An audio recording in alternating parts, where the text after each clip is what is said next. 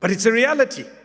If you're using your money and you're wondering that there is no blessing in it, take account of it. Check where you're spending it. Perhaps you may be spending it in that which is in the displeasure of Allah, so the barakah is snatched. But if you cut out all of that, you will notice Allah has given you. Allah has given you more than you need. All of us seated here, if you were to look at the amount of money spent on you from the day you were born, I promise you in almost all cases, it goes beyond a figure that would actually be mind-boggling, to be honest with you. Millions at times. How much has been spent on you? Subhanallah Rabbil Alameen. Some of the young must be thinking, I hope they didn't spend it on me, they should have just given it to me now. Well, for you to survive, they had to spend it. That's how you got here today.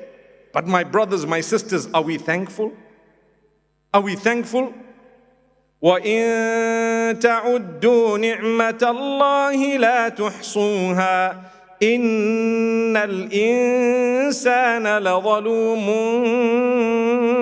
كَفَّارٌ.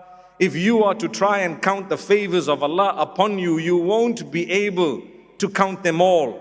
You won't be able to count them all. Indeed, man is not only oppressive, but he's also ungrateful.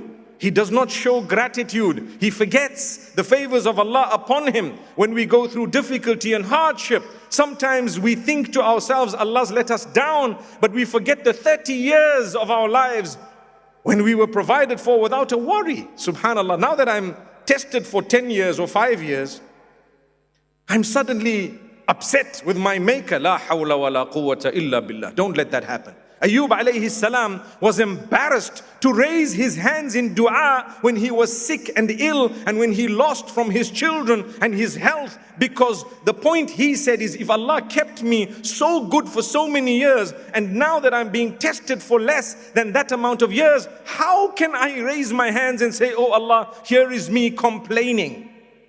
Amazing.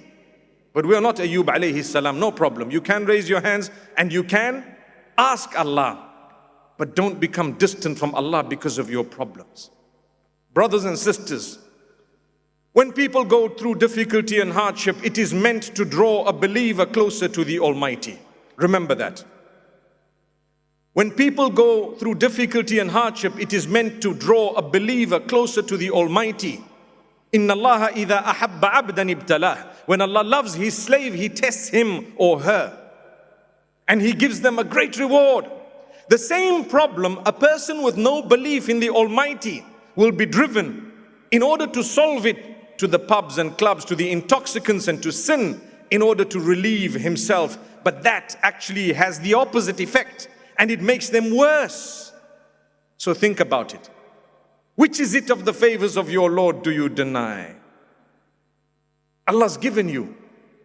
Sometimes we turn away from Allah. We've stopped praying. We've stopped doing the right thing. So Allah says, but this slave has a good heart, a good soul. This slave I love. So Allah says, out of my love of the slave, I'm going to test them. So that when I send in their direction what is negativity to them, it is actually so positive that it brought them closer to us.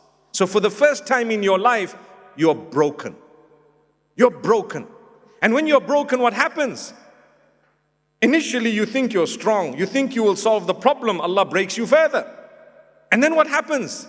You're broken even further. When you realize your helplessness and when you realize the power of Allah and you shed the first tear in your life of helplessness and conviction in Allah, then Allah says, oh, my worshippers finally come close to me. Yet Allah knew